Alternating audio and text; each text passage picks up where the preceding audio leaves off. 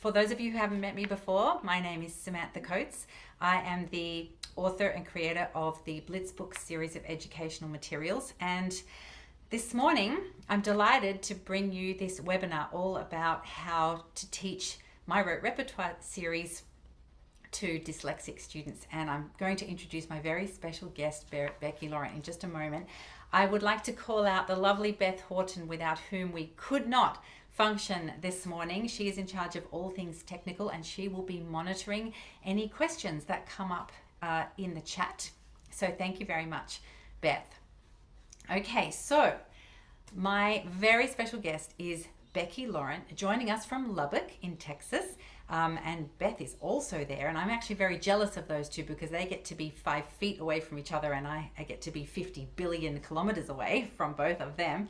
Becki has done a great deal of research into how dyslexic students learn, and she has a wealth of experience to share with us today. So Becki, we are so excited to have you here. Thank you so much. I'm so pleased that you are here to do this webinar.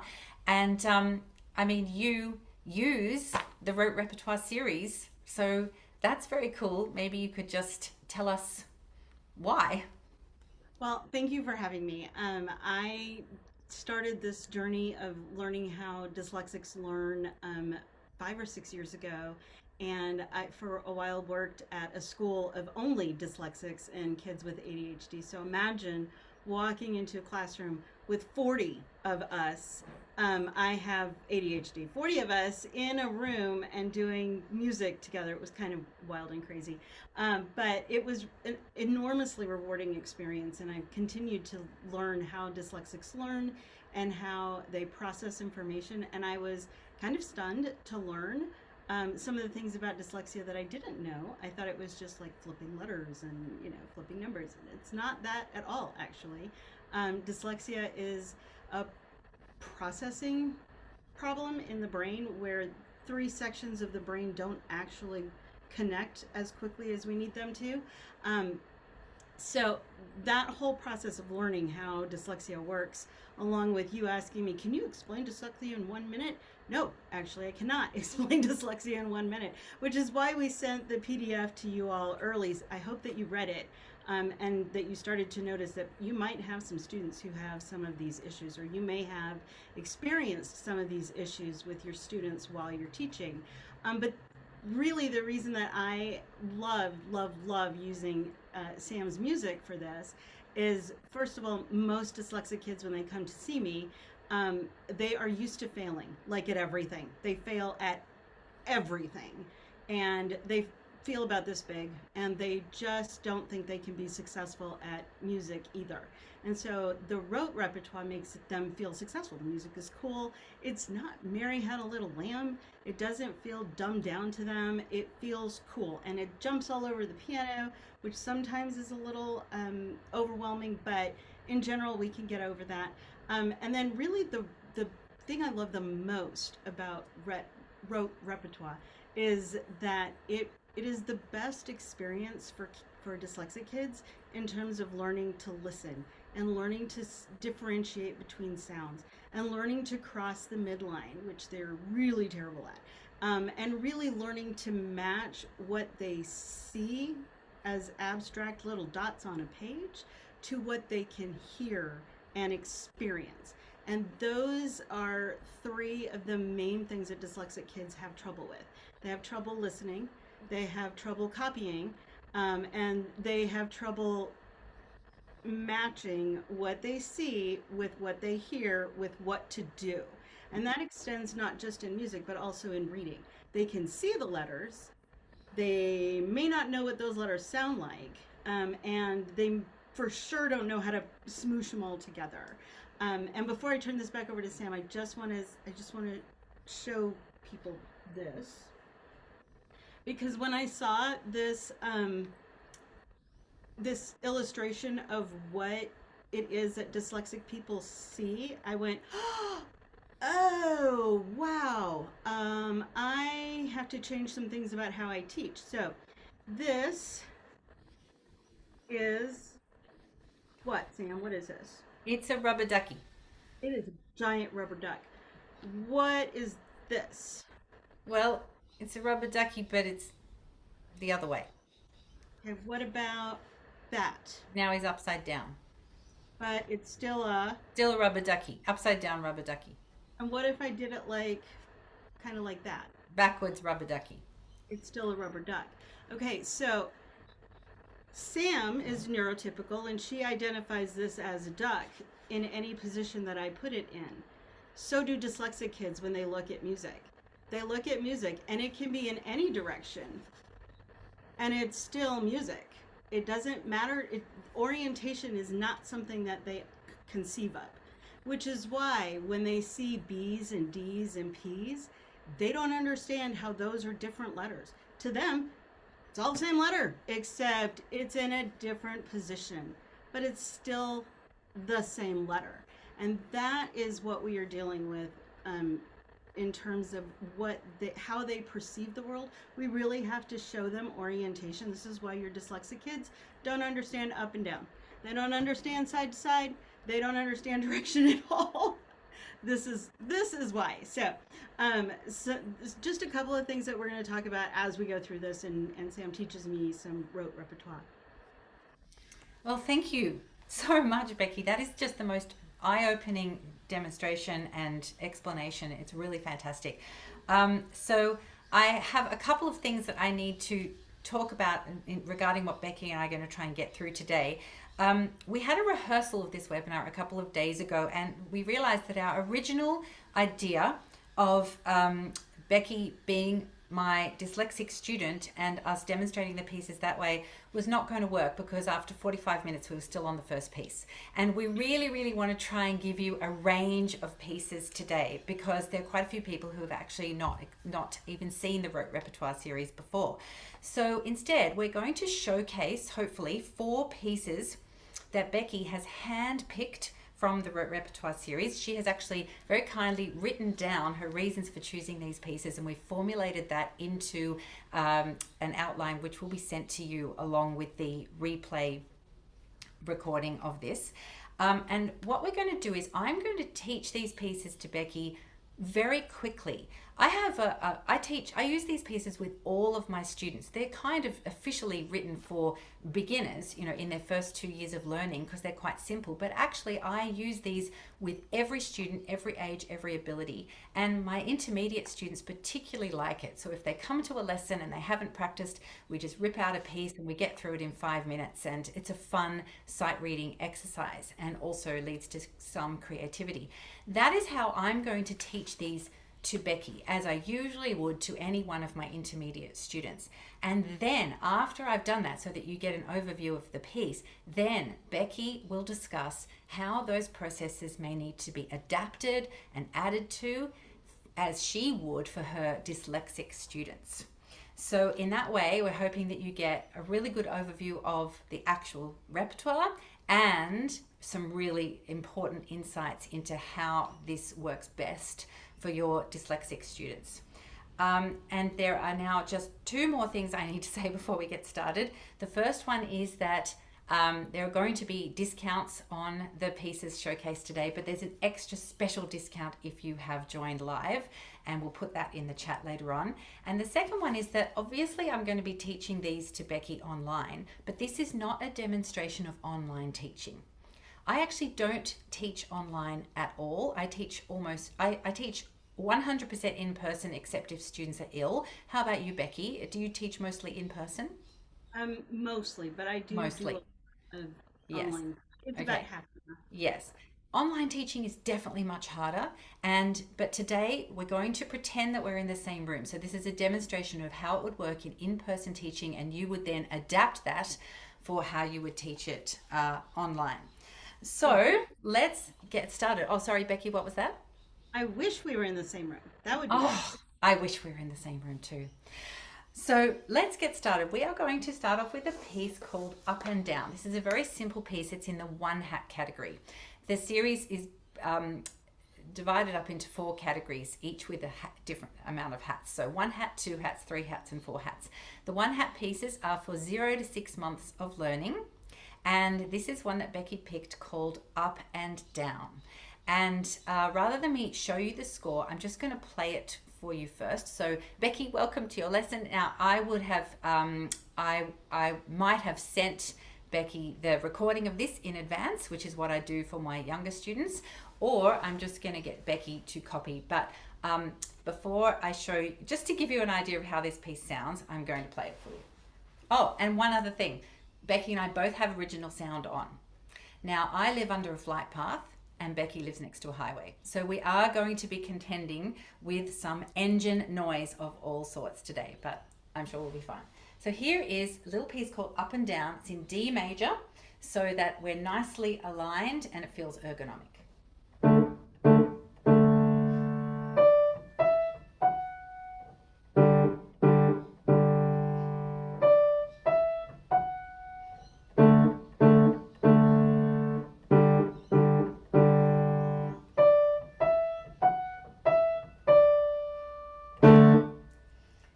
Okay, so that's it. Now, the way I would do this in a lesson is with boom whackers and chimes to first introduce it. So we're going to pretend that Becki and I are in the same room. She's got her boom whackers ready. So I would like you to start off. We're just going to do the D and the A. Can we do that 3 times? So ton, ton, ton. Your turn. Good. Now switch the purple to the green. Ton, ton, ton. Your turn. Good. Now we're going to do one go on each without stopping like this. Dun, dun, dun, and switch. Dun, dun, dun. Can you do that? And then I'm going to have a long go. And then at the very end, you go back to the purple. Done. Okay. So now can you start off with your purple and green? And I'm going to be here on my chimes. I've got D, E, and F sharp. Okay. So you're going to start... Ready with your orange and green. Here we go. 3 times. Sorry, I didn't mean that. I meant orange and purple. Very sorry. Okay, here we go. And then it's my turn.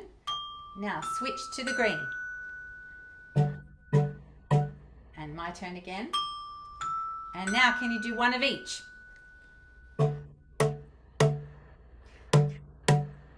Now I get an extra long turn. And you're doing purple. Excellent. Now, obviously, there's a bit of rhythmic delay there.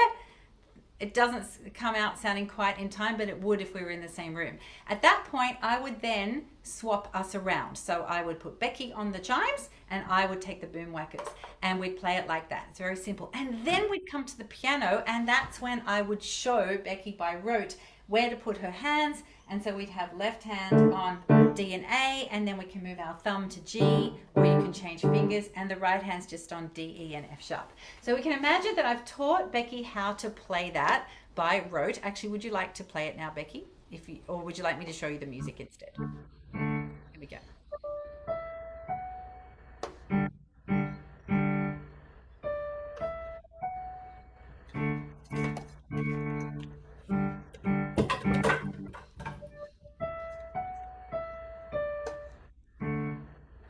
Beautiful, fantastic. Now I'm going to show you what you just played. So here is the music for Up and Down. This is what you just played. Do you feel clever?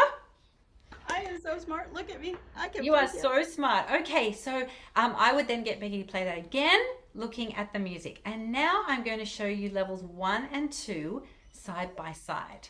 And I would like you to tell me, do you see a difference in level 2? Yes. In the 4th measure, it goes a different direction. That's right. And how will that sound? So instead of this, how will the 4th bar sound? Can you play it for us?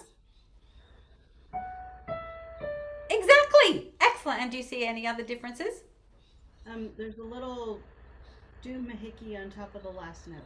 The doohickey. That's right. There's a dot. And there's a little tiny sideways triangle looking thing. That means to play it shorter and louder. Can you do this? Shorter and louder than normal. Beautiful. Beautiful. So now can you play? I'll put up level 2. And can you play? And can you make sure you play the different one when you get there?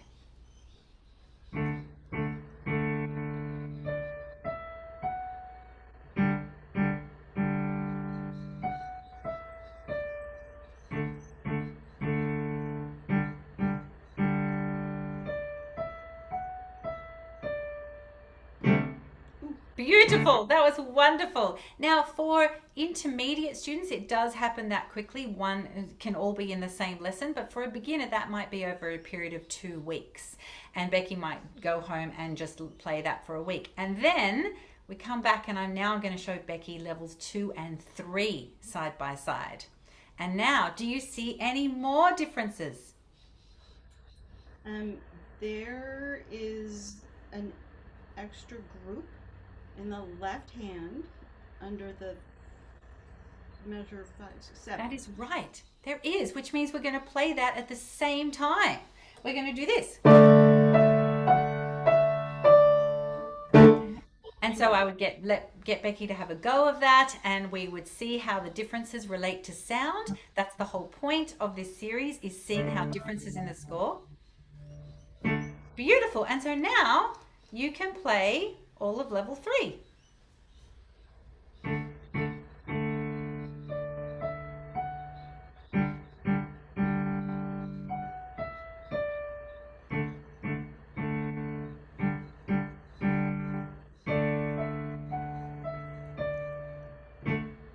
Oh, that was beautiful playing. Now, at this point, if Becki was really young and hadn't, played the scale of D major yet, or hadn't learned about the theory behind a key signature with 2 sharps, that doesn't matter. We don't necessarily need to go into that. We've engaged enough with the score to understand that those differences make a difference in sound.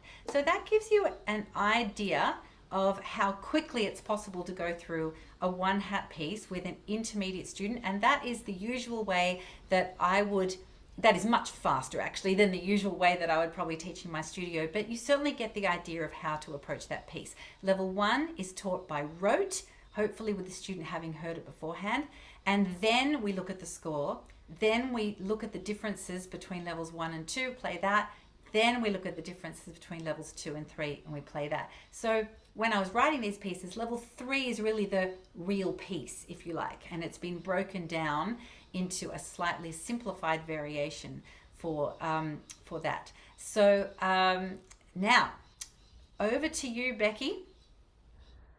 Okay, so with dyslexic students, you have to break things down into even smaller pieces before you introduce anything. And when I say that, I mean, you can send home a piece for them to listen to. They will probably forget until like right before their lesson, but they'll listen to it.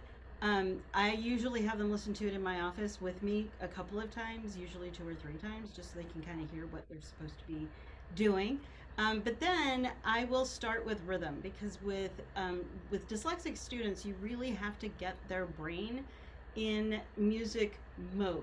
You can't just sit them down at the piano and say, "Okay, let's play." You really have to direct their thinking and their brain processing into music very, very focused. And so what I would start with is those. These are little rhythm cards that I have, and I would put them in front of them before I show them the actual music. I'll put the rhythm in front of them, and we will clap it.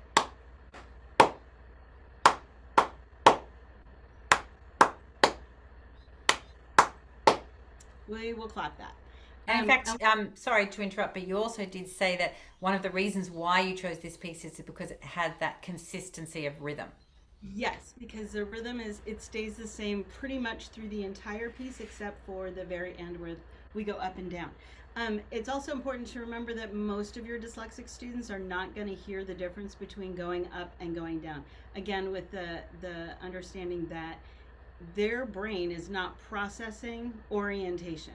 So it's real important that when you start introducing them to notation, that you make sure you have like a little sun at the top and like a little flower at the bottom, so they know how to orient the music. So they know that when the dots start going up, and in fact I will draw a line connecting all 3 of those notes on an arrow line with a little arrow pointing up, so they can see that that sound is going up, and then when the sound goes down, that I draw an arrow from the left side to the right side, F sharp, E, D. I'm drawing a little line that goes down so that they can see that this sound is going down. And I am assuming that they're not an intermediate student. For a dyslexic person, I'm assuming that they are a beginner student, and we're just learning how to introduce the music to them. So when we look at, when we do look at the first level 1, we're looking for the rhythm, which we just did, and they will see that. And then I will point out, I don't ask them to show me usually. I usually point it out to them. Now, I will say that as we move forward into doing our learning, and I showed these to Sam, these are overlays that go right over the level 1 music so they can see those differences on the overlay, and I will circle them. Now, this is an extra step. Again, if you have a dyslexic student, you have to make some extra steps in there. You're just gonna have to. So we would go through all of those with the overlays and pointing out all of the things before I would put them on the piano. One of the other things that Sam and I talked about when we talked about this piece and discovered that it was going to take 45 minutes for us to teach this piece, was the way she teaches it. She teaches it in the left hand is doing pinky and thumb on the 5th, and then she shifts the thumb over to the G. When I teach this to a dyslexic student, I don't do that. And the reason I don't do that is because they are so conditioned to memorizing what they see and what they do that if I teach them to move their thumb back and forth, the next time they see a 4th, they're gonna go, but you said, and they won't change fingers. They will use that 5th for everything. They won't make that change. And it's really important when you are teaching them that you are consistent every single time you approach anything. You are super duper consistent. So my process with each of the pieces, and we're going to go through all of this, and in the document that they're going to send you with the replay, you will see the reasons why I chose each piece, and then there are some suggestions for extra multisensory expansion. And you need to engage all of the senses when you are teaching a dyslexic student. It can't just be at the piano. Use your floor keyboard, use the chimes, use the boom whackers. When Sam approached me about doing this, I was like, but you already do a lot of these things when you teach these songs. And I really was happy to see that she uses a lot of multisensory. If you want it to stick, you have to use multisensory stuff. Multisensory teaching methods to make sure that they're actually learning it. So my process, I'm going to just do this really quickly, is they need to listen to it. They're not good at listening, so you're going to need to guide the listening. They need to copy what you're doing. They sit at the piano, and you sit at the piano, and you demonstrate first before they do it. Then I let them see the abstract symbol and sound, and then we start the multisensory learning, and then I put them on the keyboard. And then we practice it a whole bunch in class before I send them home. Okay. Yes, and so in terms of chimes and boom workers, they are really great. I mean, they're great for all students. It was the best possible additions to my piano studio, and I don't actually have any dyslexic students, but they all love it. But that type of thing works really well. Yes, okay.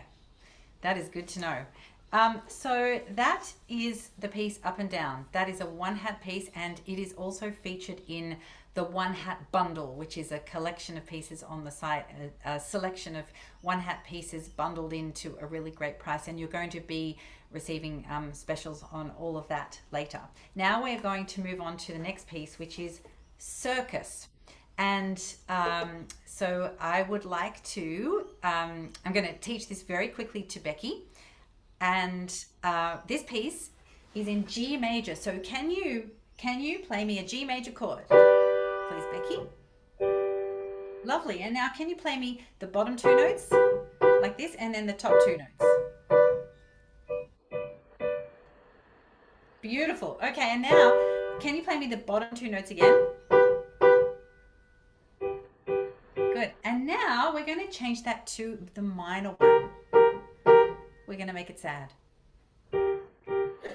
Beautiful. Okay, we're going to remember that. So Circus is a two-hat piece. And I used this as a studio challenge a couple of years ago. So it has a lot of this rhythm of left, left, right, left, left, right. So I'm going to play you just the first little bit. And I'm going to show you quite a lot because you're an intermediate student and you can remember all of this. So we've got left, left, major, left, left, minor, left, left, back to major. Can you do all of that?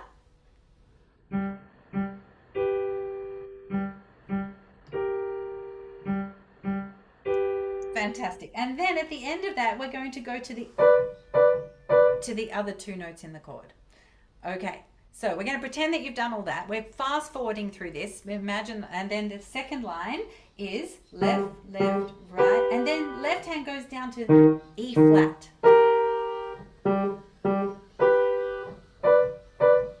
So you're copying all of that. Okay, so let's pretend. Excellent. And now we're going to either go over the top or jump up to some higher ones, whichever one you want.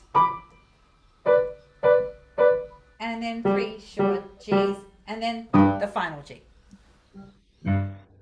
Okay, so that process takes a little bit longer if you're actually live with a student in the lesson. I always send the video and audio of the pieces in advance because I think it's very difficult to teach a full piece by rote if the students have never heard it before.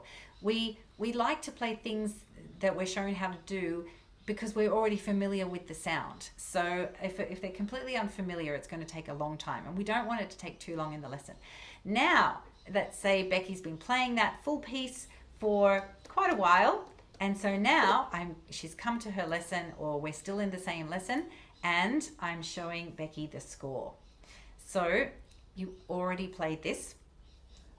This is awesome. This is 3 lines long. And can you see where we can maybe even point out the little signs on the page that show where it's going minor or sad and back to major. And we can also see where it jumps up. All right, so now that everyone can see the music, Becki, can you play all of level 1 again?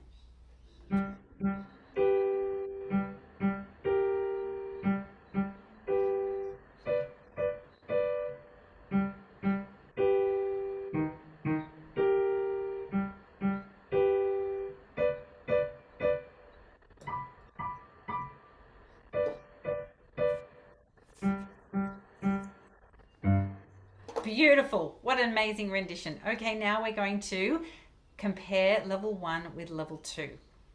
What is happening that is different here, Becki? There's so many more notes. There's lots more happening on the page. It's true. It does look a lot busier. But actually, what's happening is that there's just more black things on the page. So we're going to still have our first 2 notes, and then we're just going to go down to our 4th finger on D. And then we're going to play our right hand note just once. So we're going to do this. Can you do that? Okay, so once I've shown Becki that first bar using a little bit of rote teaching to understand how the patterns have changed, she can now see what's going on in the other bars. So can you see that that is the same sort of change in most of the bars, Becki? Yes. And then, is there any difference in the last line? It's not three of the same ones. In the bottom line, bars 9, 10, 11, and 12? That's right. We do. It's not 3 of the same ones. So instead of this, we have... That's excellent, which is what you were playing at the beginning, and then it jumps down. And there's one more little difference. In fact, this is something that's different throughout the whole piece. There's something that's living on every note. There's little dots. Little dots. Do you know what that means? No. Well, that means that you have to play staccato, which is short and detached. So we want everything to sound really spiky. Okay, so we've gone through all those differences. We've identified how the differences on the page relate to sound. We've worked through that, and now Becki can play level 2.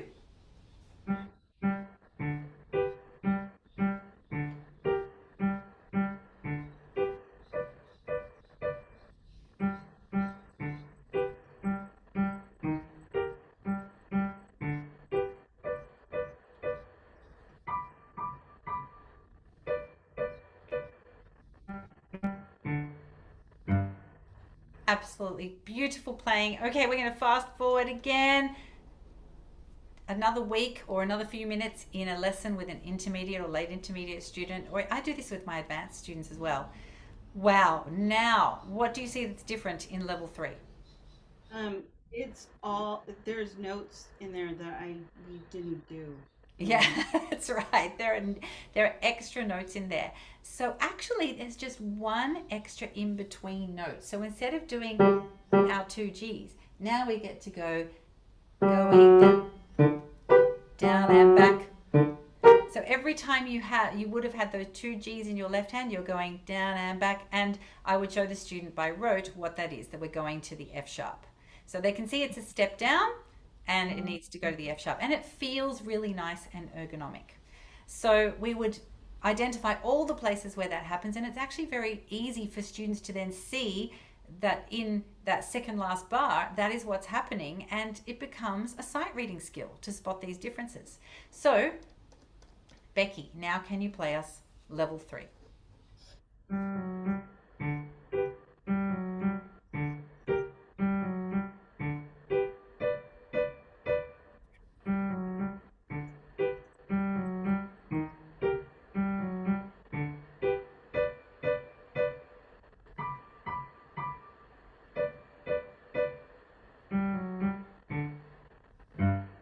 Oh, that was beautiful. That was wonderful. So we're engaging with the score, all of that. Now, something else I would like to do just before I hand over to Becki. I mentioned that I did this as a studio challenge a couple of years ago, and all of my students had to make up their own Circus level 4.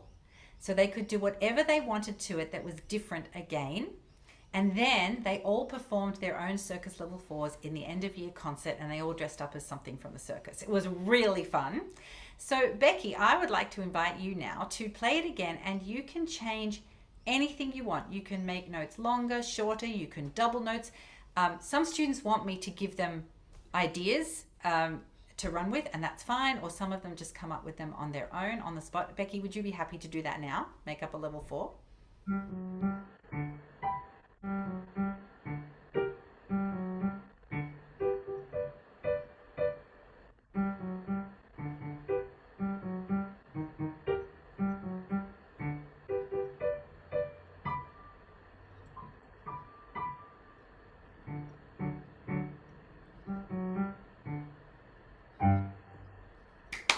I loved it. There were so many changes. It was so creative, and the students can do that. My students definitely are not afraid of doing that, and now I feel like these pieces have given me an opportunity to ask my students to be creative in their playing, and that's something I was never taught to do when I was learning, and I'm just delighted that it is part of my teaching now. So that's definitely something that you can do, is ask your students to make up a level 4, and they're doing that away from the score. We're not asking them to write it down. It's simply playing, and it's expanding on the 3 versions that they already just played. So Becki, you mentioned that you chose this particular piece, Circus, because it was easy scaffolding going on from up and down.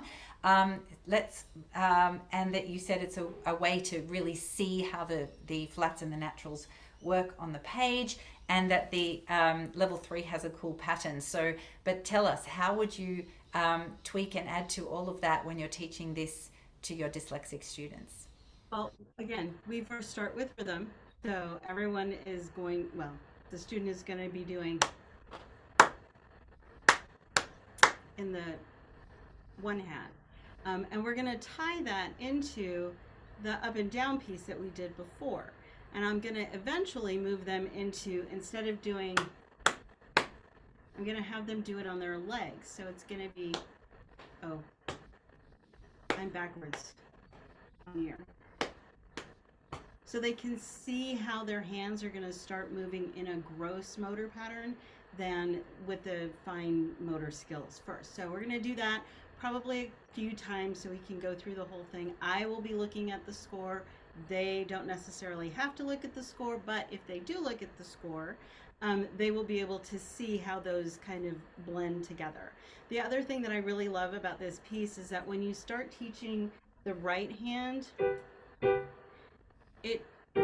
they have to hear the difference between the major and the minor, which is really, really excellent brain training for their ears. They really need to know how to hear those differences in sound, because they don't normally hear those differences in sound. It's why phonics is a problem for them. So we need to teach them how to recognize those differences in sound. And you'll know you're doing a good job at that when you ask them to sing it and they can actually mimic your pitch. Because I promise, when the first time you ask them to do that, you're going to get all kinds of different pitches in there. They are not going to be able to match a pitch. So as you go through this rote repertoire and you have them, and we'll do some more of this in some of the other pieces, you're gonna need to really have them listen to such an extent that I would say, okay, is this white and black, or white and white? Without them looking at my hands, so they can hear that. And then when we do the octave thing at the end, I keep this handy because I will cover parts of the keyboard so they don't get overwhelmed by the sheer number of keys that are here. So I will have us play the first part, but when we do that octave way up high, I will move the fabric out of the way so that they can see we're going to move up. So we can find it on the keyboard. I'll also probably put a little eraser or a chip of some colored chip of some type so that they can see where that is. Until they really, really understand how the keyboard is laid out, they really have a hard time with all the information that's right here. It is a little overwhelming. So for a while, I will have the little chip there for them to know where to start. And then, let's see, what else did I write down for this one? Learning to recognize the flats and the naturals. Again, those symbols, I will highlight those so that they remember that they have to make that change. And then I love, one of the things I loved about this one is that it has the Winnie the Pooh in the left hand. And so rather than have them try to mimic the, I'll have them say, Winnie the Pooh, Winnie the Pooh, Winnie the Pooh, so that they really remember what that is. That's a different way of reminding them how to learn something multisensory by tying it to something they already know as we're doing the ending part. I think that's pretty much it on that one. Lyrics work very well. So, in fact, even for up and down, for the first one, I would be singing going up and then going down, and the last bit going up and down. So, adding words to sing works very well. Thank you so much for that, Becki. And there were a couple of comments in the chat that level 3 does look very black. There is a lot going on. I would just like to say, though, that the whole point of the Rote Repertoire series is that it feels easy to play and it looks difficult on the page. That is the reason for teaching it by rote. Those pieces probably would not make an appearance in a method book very early on at all, just because of the complexity on the page. And that's a shame, because ergonomically speaking and technique wise, they're actually very, very easy to play. But rather than having pieces that are only rote and not even suggesting that students engage with the score. It's the beginning of all reading skills, to notice something on a page and understand how that relates to sound.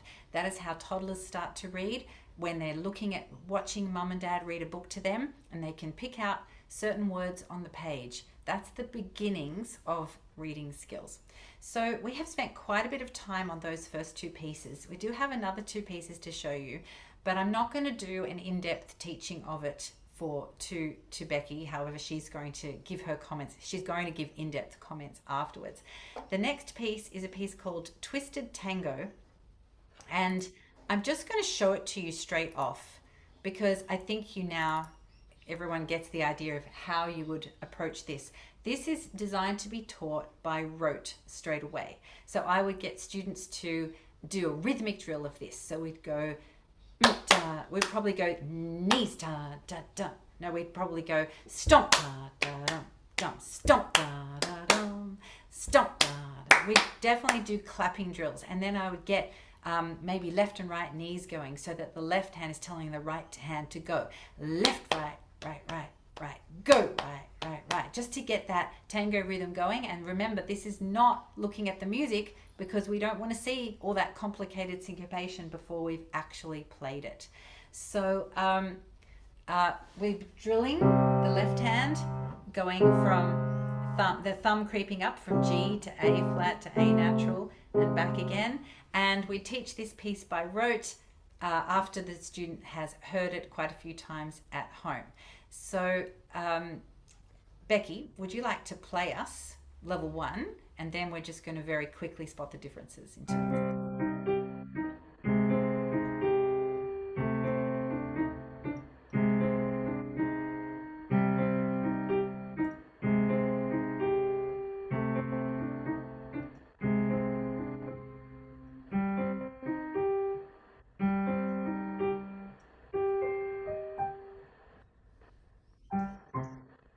Beautiful, thank you. So that has been taught by rote first, and it feels nice under the hand, and then we look at the score.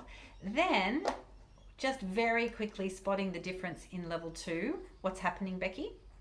I'm jumping up an octave in the second measure and in measure 6. That's right. There are some bits that are jumping up an octave. That's pretty much all that's happening in level 2. And in the last line, it sort of consistently goes up an octave 3 times, and the left hand is lower. So all the notes have really been learned in level 1. There's just a little bit more work to do in learning level 1 by rote, and then it's all octave changes in level 2. And so let's pretend we've played that, we've gone through that, and now let's have a look at the differences between level 2 and 3. When you purchase a Rote Repertoire pack, you get all the PDFs that can be printed for all your students, and you can show them the scores side by side. But the file that I'm using here, you also get this screen share version as part of the digital downloads, so that if you do want to show it to students like that, you can. So what's happening in level 3, Becki? Well, we went from the half note in the second measure to now we have 2 notes there. And that happens. Yes, that's right. So instead of, how's that going to sound? How's it going to sound in level 3? Yes, very good. And so we go through all the differences and identify how they would sound. And then in the last line, we can see that there's actually some extra notes going on. Can you see what's happening there? Yes, it's just one note, one black note down. So this works really well to play it with left hand. So, and then jumping up. Becki, would you now like to play us all of level 3? Here's level 3.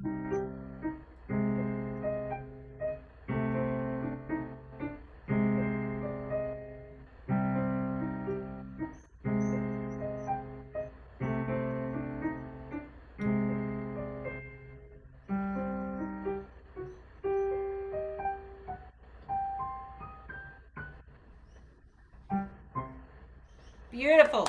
Thank you, Becki. That was excellent. So this actually is part of the Halloween bundle, and it also comes with backing tracks. A lot of the pieces come with backing tracks and duet parts, and I'm actually constantly adding to the series and adding in little duets and backing tracks where possible here and there. So now, Becki, you said that you really liked the rhythm of this one, and that's why you chose it, and you like throwing weight down in the left hand. Um, and you also wrote in your outline, the left hand thumb plays chromatically. It's a dopamine hit and orally interesting. So that's cool. Okay, tell us more about what you would do when teaching this piece to your dyslexic students. So again, with this one, I'm gonna put little chips or Japanese racers where we do the jumping up and down so they can see it visually before I take those away and say to them, okay, can you do it without the little helpy things, the little helpy characters on the piano? But the thing that I love the most about this is that they really get a cool sounding piece. This is just not something they're going to get in Faber until like book 2B or something. It's when you're used to failing, when dyslexia kids go to school and they are masking all day long and it's so exhausting, and they get to music and they can actually play something that sounds kind of like Mission Impossible. They get to play those sounds, they get to really hear those sounds and create them themselves. It's really, really a dopamine hit. They love being able to create those sounds. And you want to give them something that's interesting because you want to keep them interested. In order for them to be successful at reading at school, they have to be good at hearing. And we are, as music teachers, uniquely positioned as educators to teach them how to listen. So my favorite part of this is just really getting them to do the left hand with their thumb. We're starting with the fifth and we're making it a tiny bit bigger, and then we're moving to a sixth, and then we're moving back, and it gives them a way to really hear how to make those cool sounds on the piano. I love that. I also really love that this one has them playing in different octaves. One of my favorite book series, when I finally do move them into a book series, is The Perfect Start by Kevin Olson. And he has a very clean page, and he makes sure right from the beginning that whatever they're playing in the position that it's supposed to be played in, and then the repeat sign has them playing it an octave higher. So they're learning how to move their hands around on the keyboard, and they don't feel like they're stuck right in the middle. It makes them feel more successful. So I really, really love that about this piece. And then in the multisensory expansion, I would have them do zzz, zzz, so they understand thoroughly that whole note lasts the entire rhythmic pattern. Zzz, zzz, so that they understand they can't let go of their left hand while they are playing. That whole note is meant to be held the entire rhythm. And I think that's it. That's all for that one. And so, what in particular would you flag as what's going to be something that we should look out for that might be quite tricky? Like, I think in our rehearsal, for example, you said, well, the first thing is you can't teach it that fast. Yeah, no, you definitely do not teach this fast at all. You definitely start a little bit slower so they can really get that rhythmic pattern in their head, and then you can speed it up. And I as Sam said, I would do the stompy thing first. Stomp, stomp, stomp, stomp. So that they really learn how to throw their weight down on the left side. People who have dyslexia have a hard time crossing the midline. This kind of exercise is really, really great for getting them to do one thing with the left side of their body, which typically is not dominant, and then doing something else with the other side of their body. It's really, really an important skill for them to learn. And so that is, yeah, one of the things that I would definitely highlight, and not fast at all. Not at all fast. Not fast, no. Thank you. That is so helpful and good to know. And yeah, that whole body movement I mean, it's so important for dyslexic students, but it's actually so important for all students to be able to properly internalize a rhythm, especially syncopation like that. We have to feel it in our bodies. We're not trying to read it on a page. We definitely want to feel it and then see, oh, that's what that rhythm looks like on the page. So definitely beneficial for every single student. And there are a lot of things on the page in Twisted Tango Level 3 that you could delve into if you wanted to, the octave signs, the accent signs, the dynamic signs, but they've learned all of that by rote and just by seeing the differences. So now we're going to move on to the fourth and final piece that we're going to demonstrate. And this one, we're just going to absolutely whiz through much more quickly because I value everybody's time and we want to make sure we get to the specials and also get to a couple of questions. So this piece, innate skill, is in 8/8 and it's a little play on words. Innate skill, like when you're innately skilled at something, and it's in 8/8. So the way I like to, so the rhythm here is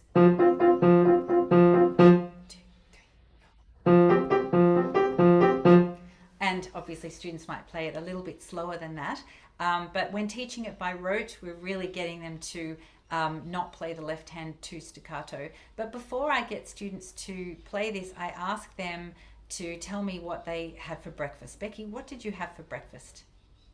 It was a long time ago. Okay, sorry, lunch or dinner.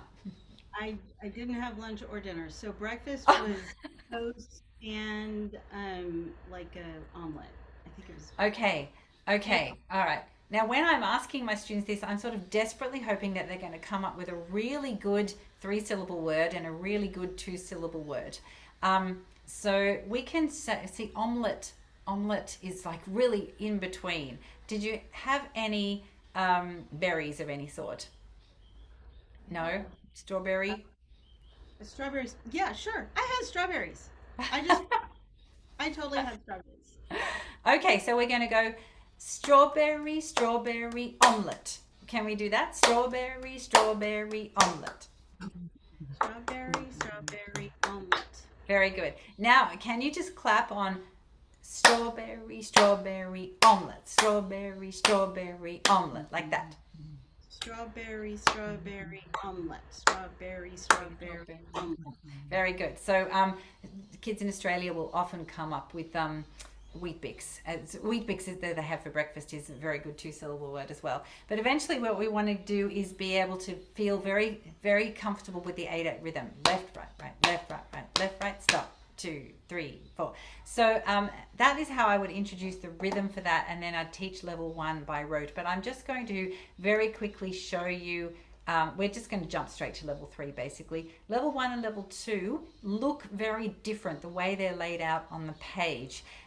Some of the bars are stretchy and some of them are skinny, and this is hard for all students, not just dyslexic students, because the rhythm does remain the same. This is something that happens in editing software where you can't really control the width of the bars. So so in level 2 it is a little bit longer, and I'm just going to go straight through to show you the differences between level 2 and level 3. So we've got the 8/8 rhythm continuing all the way through, and I'm just going to play you level 3 now so that you can hear it, and then we're going to go straight over to Becki, how she would teach this.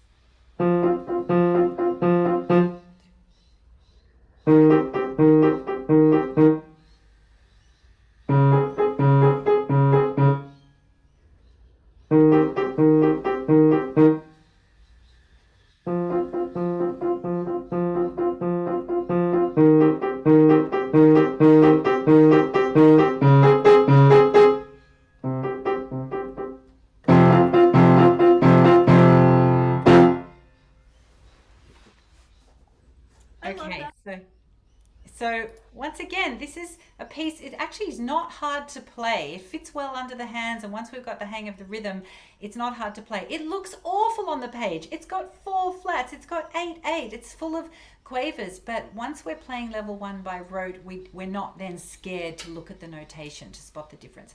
Okay, over to you, Becki. So again, I love this piece just because it sounds cool. And it's not as hard to teach to a dyslexic kid as by the time they get to this, we have mastered a whole bunch of skills. The main difference between how I would teach this and how Sam teaches it is she is 1, 2, 3, 1, 2, 3, 1, 2, with strawberry, strawberry, omelet, strawberry, strawberry. She's really emphasizing that one. And with my dyslexic kids, in order for them to really understand the subdivision within a measure, because by this time they have done 1, 2, 3, 4, 5, 6, 7, 8 eighth notes in a piece, this is changing a little bit how we divide those. And so I will spend some time teaching them 1, 2, 3, 1, 2, 3, 1, 2, 1, 2, 3, 1, 2, 3, 1, 2, so that they understand where that math is happening. And it's really, really important for them not to just depend on their ear in this piece, because these are skills at this point that they are going to need to take in with them to the next piece. So I want them to think 1, 2, 3, 1, 2, 3, 1, 2, and we will talk about emphasizing the 1 in each of those groups, including the measure, the second measure, where it's 1 is 1, 2, 3, 1, 2, 1, 2, 3, 1, 2, 3, 1, 2, 1, 2, 3, 1, 2, 3, 1, 2, so that they understand that they can't short anything. Lots of times students will try to short the notes. They can't short the notes if they're counting 1, 2, 3, 1, 2, 3, 1, 2. I also really just love the dynamics that work here, especially on the last line of level 3, where they're doing, loud and then loud. It really makes them feel successful when they are playing something that sounds really hard but super cool. And just to emphasize something that Sam said earlier, and I didn't want to interrupt, when you teach dyslexic students and you start using all these multisensory ways of teaching these things, where I have them stomp the 1 and clap the 2, 3, or the 2, once you start teaching this way for your dyslexic students, you're going to find that if you just teach everyone using multisensory modalities, everyone's going to benefit. It's not just the dyslexic kids who are going to benefit from this. Everyone is going to benefit and learn better and understand more and internalize quicker the information that we're trying to convey as we go through these rote pieces. It's, again, one of the reasons that I love these rote pieces is that it just makes the students feel successful. And when they start to realize that what they see on the page is what the sounds that they're making on the keyboard, all of these things really give them that dopamine hit that they need to move that information from their prefrontal cortex into long-term memory. That is what we want them to do. We want them to remember what we're teaching week to week, instead of feeling like we have to start over every single week. And in fact, there was a question about that from Mary, about what happens if you only got the first line or 2 in the lesson. How do you get them to go home and practice it? That's fine. But there are level 1 reminder videos on YouTube. If you go to just Rote Repertoire reminder videos and subscribe to that channel, every single one is there, and it has an overhead view as well as a side view of every piece, and they can go there. And please know that if you're teaching a dyslexic student, they are not used to learning anything fast. So you're not going to get any pushback from parents that, you didn't finish the whole piece in 30 minutes. No, we didn't. Because we have a lot of steps that we have to go through before we can get to that. So if we only do 2 measures, that's okay, because that's how we learn. We have to go through all the multi-modalities so that the child can learn it and the child can remember it.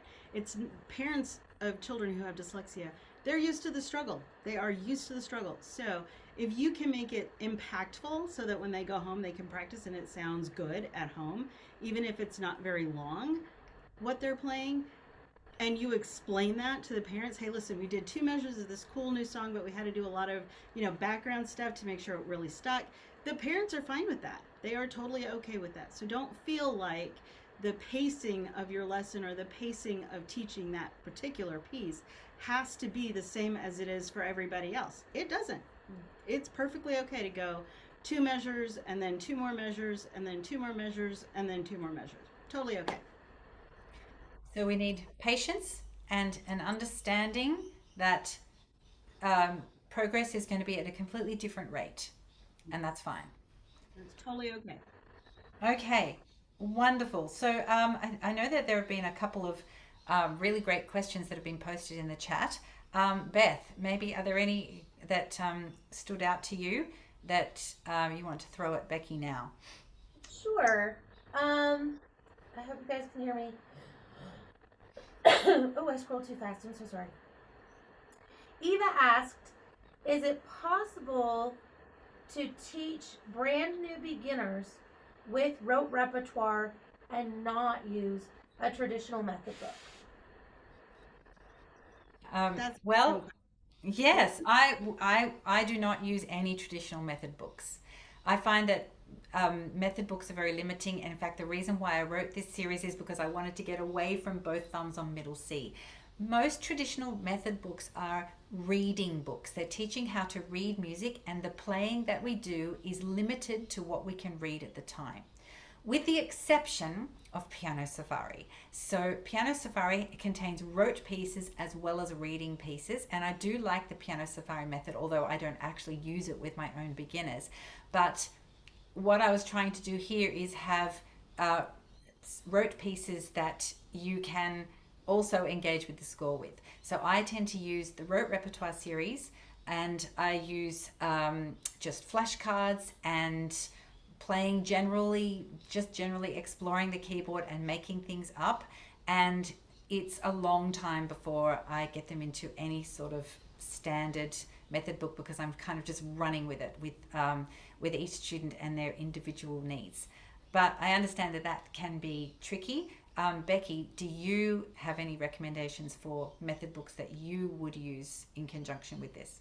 Well, as I said, I like to use the rote repertoire with my students just because I want them to feel successful and I want them to start learning to listen. But when I'm ready to put them in a traditional method book, I usually use, as I said, the Perfect Start by Kevin Olson.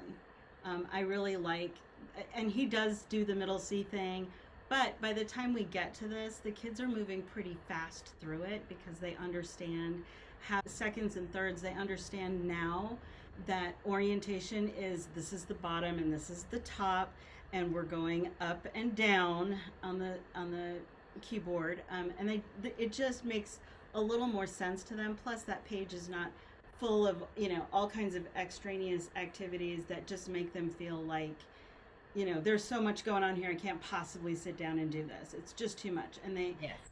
very typically, someone who has dyslexia or even ADHD, if there's too much going on, we go into what's called paralysis, and we just can't do anything. Like nothing. There's nothing that we can do, and we can't get ourselves out of it either. It's a brain chemical thing that we just can't manage. So I really do like the Kevin Olson music. And then a close second for like the older students would be Jennifer Eklund's Piano Pronto. And I like her approach, again, because the left hand is doing fifths or thirds.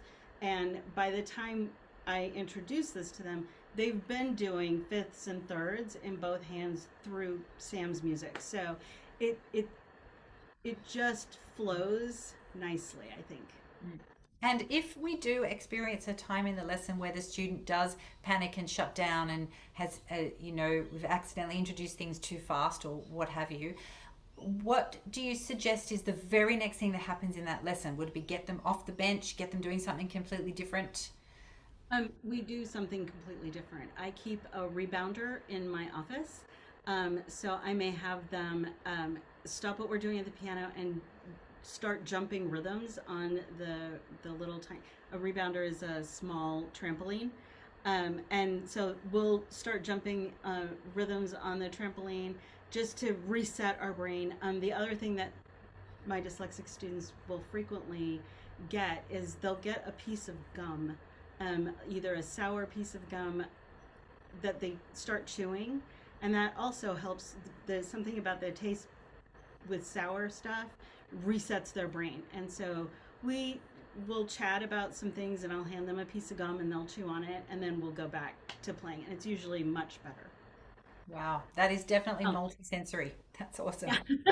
Yeah. I would just like to very briefly show everybody, just before we go, the Rote Repertoire site. So it's roterepertoire.com, and you will see there's a little pop-up that comes up straight away saying all prices are in AUD. So it comes out to around about, in American dollars, it's under $10 a piece. And but all the prices are in Australian dollars, and the entire site is full of studio licensed pieces. So when you go to explore the pieces, you can see there are these categories. So we have 1 hat, 2 hat, 3 hat, and 4 hat pieces, and you can also filter by all different tags. So you can say, you can filter by category. There are all these different tags of different pieces you might like to explore, pieces in different time signatures, irregular rhythms, major, minor, chromatic, whether they have pedal or not. So there's lots of different tags you can search for pieces for your students, or you can sort by title. There are also a bunch of themed bundles. So the Circus piece is in the Circus bundle, and the Twisted Tango is in the first Halloween bundle, and most recently released is the Mirror Image bundle, and this is my favorite because it's so ergonomic and easy to play. So every single piece has the hands doing the same thing in mirror image. So that gives you an idea of kind of what's on the site. Now the pieces that you saw demonstrated today are on special, as is everything on the site. And thank you for staying on this call this long. So everybody's going to be getting a 20% discount off everything on the site. That includes lifetime access, actually, and it includes all the bundles, which are already discounted. But if you are still on this call, actually you get an extra 5% off that. So you need to enter webinar 25 live and at checkout, and then 25% is going to come off that, off anything that you buy. That's going to only work until the end of today. So make sure you get that done, because that's a live bonus. It really only works for the next few hours, actually. So that's webinar 25 live. If you're watching a replay, it will be webinar 20 that you can enter. Now, there were a couple more questions, particularly one about orientation of the music. So Becki, could you tell us, I don't know if you saw that question. It was someone who had an adult student who wants to turn the music through 90 degrees, and what do you think about that? Okay, Yeah. So Christine asked, she has an adult dyslexic student who's just started with her. He was undiagnosed until after he completed his engineering degree. He is in his late 40s. Okay. He says he can understand the music side on, so he turns it sideways. Would you let him do that, or insist that he stay with the music vertically? I would switch it on him, and the reason that I would switch it, and since he's an adult, you can explain why you would change the orientation, okay? Because he's an adult, all right? He's a grown-up, and he has to make adjustments all the time for things that he sees. So music is the same way. If he wants to practice it that way at home, so until he understands which direction it's going and whatnot, cool. But when he comes to me, I'm going to want him to play it the normal way, so we can talk about what changes need to be made in terms of his orientation. I get that it makes sense to him to do it sideways, but I would, as much as possible, start moving him into this. So have him play it however when he comes in and he's demonstrating for you that he has mastered this piece sideways. I'll say, okay, that was really cool. Can we do it this way? So that your brain and your eyes start to see and relate to the fact that up is this way and down is that way. So you know how it goes this way.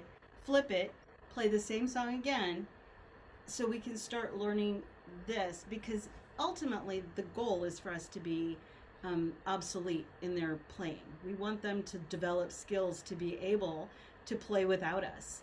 And building that confidence for an adult, especially an adult who has successfully mastered getting a degree, really, I think that this is just, really good brain training for them to reorient. Wonderful. There was a question about where to go for the level 1 reminder videos, so I will just show you that. I've also put the link in the chat.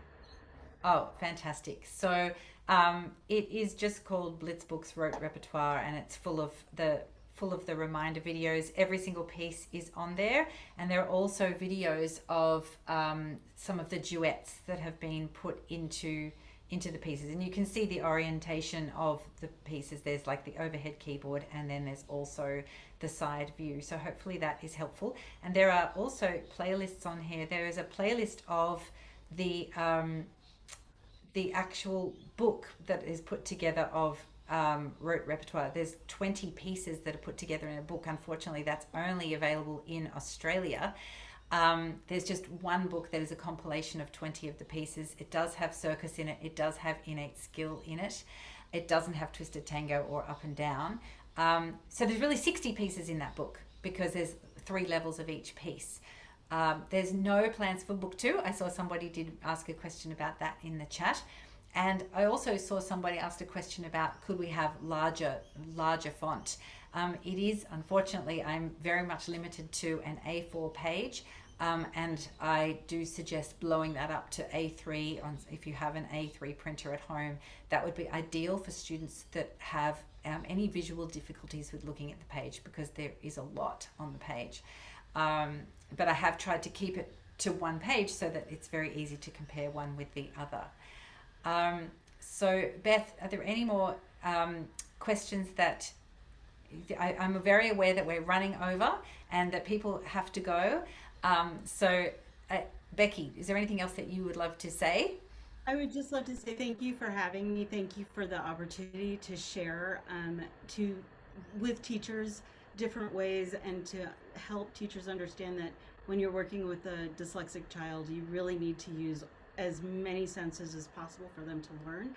I think very often we get very narrow viewed in how we approach teaching this really, really important segment of our student body. Kids who are diagnosed with dyslexia, it's 1 in 5. 1 in 5. So the numbers are pretty high that you have at least one in your studio. And they may not know it. And the beauty part of teaching with multisensory modalities is that everybody benefits whether they're diagnosed or not.